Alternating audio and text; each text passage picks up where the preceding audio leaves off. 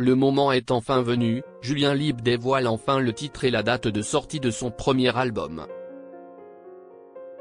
Ses fans commençaient à s'impatienter, si est-il désormais officiel.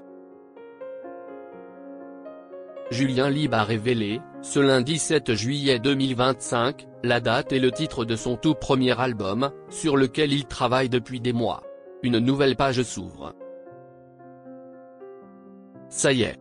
Après des mois d'attente, Julien Libre a enfin officialisé les détails brûlants sur son tout premier album. Si est sur sa page Instagram que le finaliste de la très appréciée promo 2023 de la Star Academy a annoncé à ses fans, ce lundi 7 juillet 2025, la date à laquelle ils pourront enfin écouter son projet. Le moment est enfin venu. Après près d'un an de travail, je peux poser une date, enclencher le compte à rebours. Mon tout premier album, Naufragé, sortira le 26 septembre 2025. Les précommandes arrivent très bientôt, a-t-il écrit. Puis d'ajouter, merci à celles et ceux qui sont restés, qui continuent d'y croire, qui portent ce projet avec moi. Un projet de vie, un rêve de gosse. Une navigation entre l'amour et l'espoir, la douceur et la brutalité. Mais à quoi s'attendre avec ce premier album du concurrent de Pierre Garnier lors de la 11e saison? Julien Libre, un premier album très personnel pour le finaliste de la Star Academy.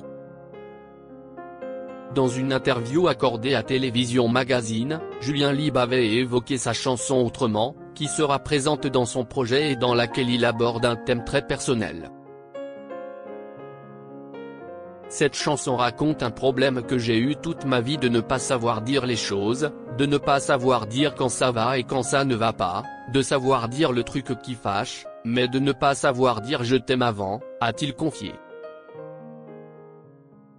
Star Academy, une émission que Julien Libre n'a jamais voulu gagner. Le chanteur, qui a fini second lors de la 11e saison, avait avoué lors d'une interview sur un plateau belge, qu'il n'a jamais voulu gagner l'émission qu'il a fait connaître. J'avais peur. Je l'avais dit à ma mère, avant même d'être reçu.